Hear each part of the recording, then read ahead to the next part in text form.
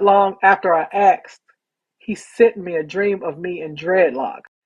Years ago, I stopped putting perms in my hair and I couldn't figure out what I wanted to do with it. Most black people put perms in their heads because it's easier to manage. All kinds of asymmetrical bobs, Coretta Scott King and Claire Huxtable looks. When I was younger, I would get my hair straightened with a hot comb. Everything was straight until I decided that I wanted to embrace who God made me to be. He knows what he's doing. You ever look in the mirror at yourself and say, enough is enough? Even to the constant plucking and arching of the eyebrows. We can maintain what God created and tweak it a little bit, do makeovers, but you will come to see that we really don't have to redo a perfect creation. We must embrace ourselves. After I stopped the perms, I kept doing all kinds of natural styles. It was fun at first, but I was just over it. I thought of civil rights leaders and I loved Frederick Douglass's hair. He looked so free, but I don't think that style would work for me. I do like those round glasses Rosa Parks wore. That I will keep. Anyway, I was tired of trying to figure it out.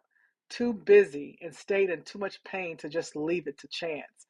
So I prayed and I asked God to tell me or show me what to do with my hair.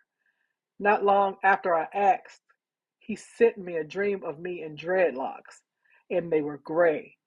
My dreadlocks were so long that they touched my butt. I said, "Thank you, God." I first got a stylist to start my dreadlock journey. I had them for a short time and I took them out. I did my own dreads the next time.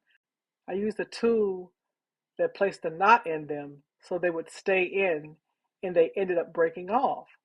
They had gotten to a good length too, and I had to end up cutting them off. I was holding on to them for dear life. This last time, I don't twist them as often because they will break off. I call them God locks because God sent me the dream, and I keep them in because He was so gracious to answer my prayer. With everything happening in the world right now, some of you may not see the importance of my testimony about hair. I give you this testimony so you will see that God is still answering prayers and working miracles while Satan is having his 5 minutes of fame. Yes, these are terrible times, but God allows Satan to test you. But God is still and always will be in control. Stay the course.